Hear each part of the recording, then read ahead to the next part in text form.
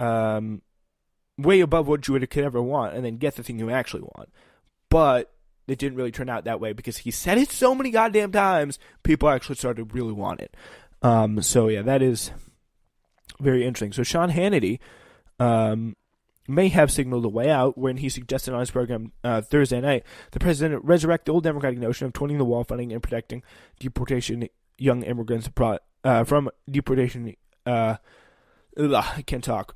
Protecting from deportation young immigrants brought illegally to the country as children, so-called dreamers. Such immigrants are currently protected by DACA, the program created by Barack Obama, but Democrats would likely want something more. The DREAM Act, the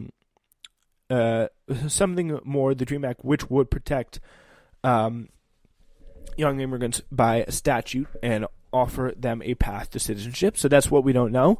But yeah, this is the thing that they want. So wall funding for a compromise linking younger immigrants. For the DACA kids, a compromise wall funding for DACA kids, and I say no.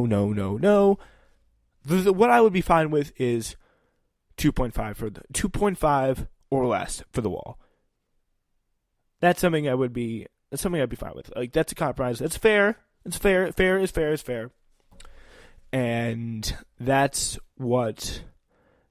probably, yeah, I'm going to say that's the limit. So yeah, right-wing outlet Newsmax reported that Hannity explicitly said Mr. Trump was now willing to negotiate the fate of Dreamers to secure his wall. But Trump is also facing pressure from his base to deliver on the wall, central promise of his campaign. On Thursday, Trump made a dramatic appearance in the White House briefing room, his first ever as president, trying to press his case for the wall by asking border agents to outline the threats posed by illegal immigration, but he simply reiterated his position and took absolutely no questions because he's just not comfortable. He's lost the point where he's comfortable with the press. Senator Mitch McConnell of Kentucky, the majority leader, would typically be a central player in negotiations. So far, though, he's held back, containing it's up to Democrats to fashion a solution the president could accept. And that's the thing, the pesky little president. Because if Trump had not been elected, this problem, if Trump was out of the picture, and it was like Ted Cruz, if Ted Cruz had won, this would not be a problem because, like, no one really cared about the wall. No one really cared about the wall before this, which is so incredible. But now they are going all out to stop it, even if they really don't believe in it, which is literally the same thing as believing. If I swear to God, if I've been talking about this with people, if I hear one more time say, oh, the Republicans really don't want the wall, it doesn't make a difference what they want. They could want, like, pancakes for dinner. It matters what they do. It matters what they do, not what they think inside their heads and say to their aides, like, oh, Trump's so stupid, he should never get the wall. But if they vote for the wall, then it does not matter. Yes, the House has already passed a 2-bill package to reopen the government. The first measure combines 6 separate bills that have already garnered bipartisan support in the Republican-led Senate. They would reopen nearly all shuttered agencies and fund them through September 30th, the end of the fiscal year. That's the September 30th of 2019. That's this year. The second stopgap spending measure is to fund the Department of Homeland Security through February 8th, a date Mitch McConnell proposed toward the end of last year as a measure to pass the Senate. That passed the Senate by voice vote, which the president rejected, triggering the partial shutdown. Yeah, and that's the thing. They're not even ready for a stopgap. That's the most incredible thing. And even as all this is going on, Vice President Mike Pence, members of the cabinet, and other high-ranking political appointees in the Trump administration are positioned to receive a pay bump of about $10,000 a year, even as 800,000 federal employees are entering their third week without paychecks. The increases are the result of Congress's failure to renew a long-standing freeze on the raises for high-ranking officials and political appointees. And yeah, they're just like, yeah, let's just get a raise. And like, if you ask, literally, if you just plop down in a random area, I don't care where in the country, like, I think you'd have a hard time getting anyone to say that Congress, or not even Congress, the government, like cabinet officials, Mike Pence, you think he deserves the raise? No, you don't think he ever deserves a raise. Like, that's not what people think right now. So yeah, they're just giving their buddies, what it looks like is they're giving their buddies in the administration a raise. But yeah, an extension of the freeze was included in the spending bills funding multiple government agencies that were not acted on for the expiration of the 115 Congress on Thursday. It's going to be interesting to see what the new House does with that and see if they want to stop that. Trump administration members of the cabinet and other high-ranking high-ranking officials in the cabinet, Mike Pence, see what they're going to do about that. This has created an unexpected optics issue for the Trump administration. No bleep. Correctional officers, transportation administration agents, Transportation Security Administration, TSA agents, and other federal employees without work without pay during the government shutdown, Pence's annual salary could jump from $243,000 to $243,500 from his current one of $230,700, and believe me, he makes way more than that a year. Cabinet secretaries who are paid $199,700 a year could see their annual pay rise to $210,000, $210,700. So that could be their annual yearly pay jump. The administration appeared aware of the perception problem and hoped to avoid it. Trump said he may consider it. And Sarah Huckabee Sanders, the White House press secretary, later explained the administration was exploring options to prevent this from being implemented while some federal workers are furloughed, and described this situation as another unnecessary byproduct of the shutdown created that could be remedied by Congress. Another administration official confirmed the White House actually was working to address the situation, and obviously, this is probably the least, definitely, right there with Bush, I would say, probably the least trustworthy administration. You can't believe that they're going to do something until they actually do it. Literally hold out to the very end. That you cannot give them the benefit of the doubt. It does not exist. So the raises go into effect beginning tomorrow, according to the Washington Post. So the raises still so far are not in effect. Wilbur Ross is like, give me that money. I deserve that money. And by the way, all these people make way much. Don't be fooled. All these people make so much more than that anyway. So that's the big deal. People don't understand. That is, it's a thing that many people miss. All right. Now, let's go on to the non-shutdown stories. All right, so, good news, everyone. The U.S.-led coalition that is dealing with issues in the Middle East, the Joint Task Force Operation Inherent Resolve, is the largest multinational coalition fighting ISIS in the Middle East at the moment. It does so primarily by dropping bombs from planes on targets the coalition suspects are affiliated with the terrorist group. Since the coalition was formed in 2014, it has published weekly strike releases detailing the approximately where and when coalition planes drop bombs on other munitions. So they can be unreliable, and you get into it more, but still, it's nice to know. Guess what, though? It's not doing that anymore. So, as Air Wars, a non-profit monitoring organization that tracks civilian casualties across America's war in the Middle East, pointed out the coalition will be reducing the frequency of strike releases to bi-monthly and has done away with details as to where the strikes happened.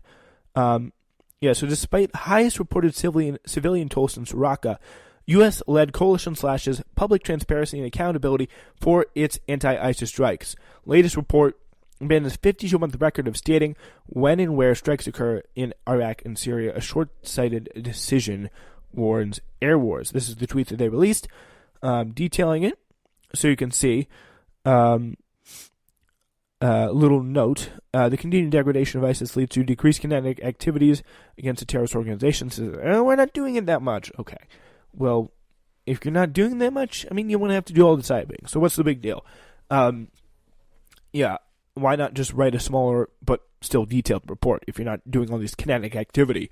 Our intent is to reduce the number of reports while maintaining transparency. Not doing a very good job of that. So that's their big release there. So that's what's going on right now. Not really doing. The details here have dramatically increased, which is pretty much it's the big problem that we are seeing here. Previous press releases, like one from December, detailed both general location and date of the strike, as well as the target. The new twice-monthly releases just have general totals of numbers, locations of individual strikes may seem like minor details in the context of the U.S.'s massive military involvement overseas, but they are vital for monitoring organizations and neutral observers to match up and fact check local reporting of casualties and collateral damage. Like, it's the way it works. And honestly, I really don't get the motive here. It's just like, you're facing all these questions. You're facing all this doubt, all this drama about the situation, and this is a big issue.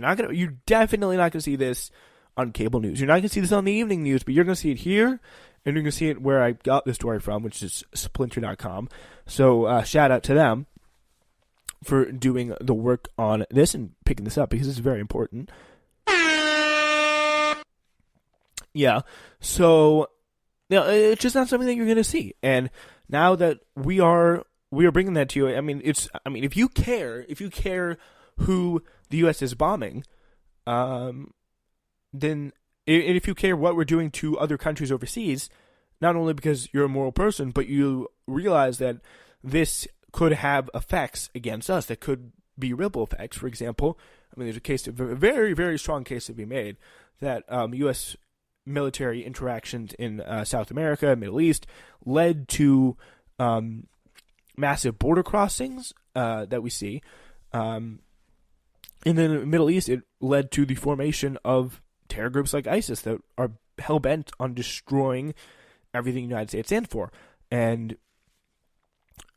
if we just bomb their school buses, or help people bomb their school buses, like we do, we still kind of do in Yemen, it's not really good for anyone. So, and people do tend to get somewhat freaked out about it. So,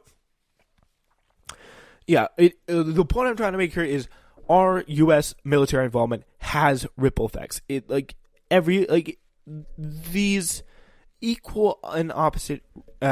Every action has an equal opposite reaction, and it's coming, and we should know when it's coming and what it's going to be, because if we don't, then we have the next national security crisis, the next government shutdown, and we should just be smart about things. Not only be just moral, but be smart, because that's what good smart rulers do that we don't have right now. And again, this is not just going to, this is, again, something that would have happened just as easily, for sure, under the presidency of Barack Obama. Totally. Because, he has the same mindset. Barack Obama, he did some good things, but one of the things was his mindset was not one of actually caring about getting out of wars, making sure that the public understands what's going on. It was very much pro-national security. It was very much, we need to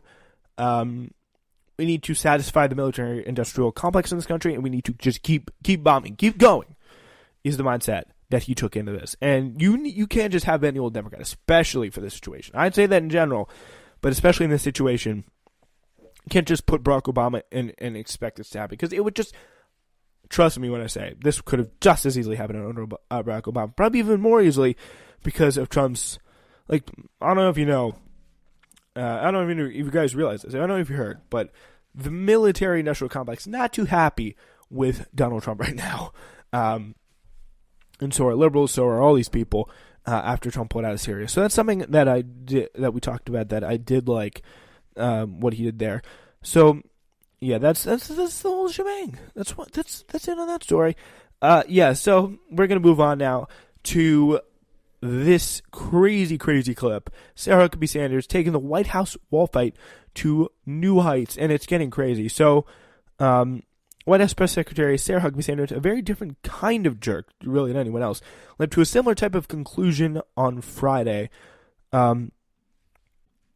That we talked about in the beginning of the show. There is no, we are not going to back down. We need this. This is what the White House is coming to this conclusion. There's no way we can get out of this without the wall funding, because this was his entire political base. This was his entire base of support. Very, very important that he had that done. So, yeah, here's what he says. Yeah, pretty much what Speaker of the House Nancy Pelosi's opposition to President Trump's anti-immigrant policy clearly means that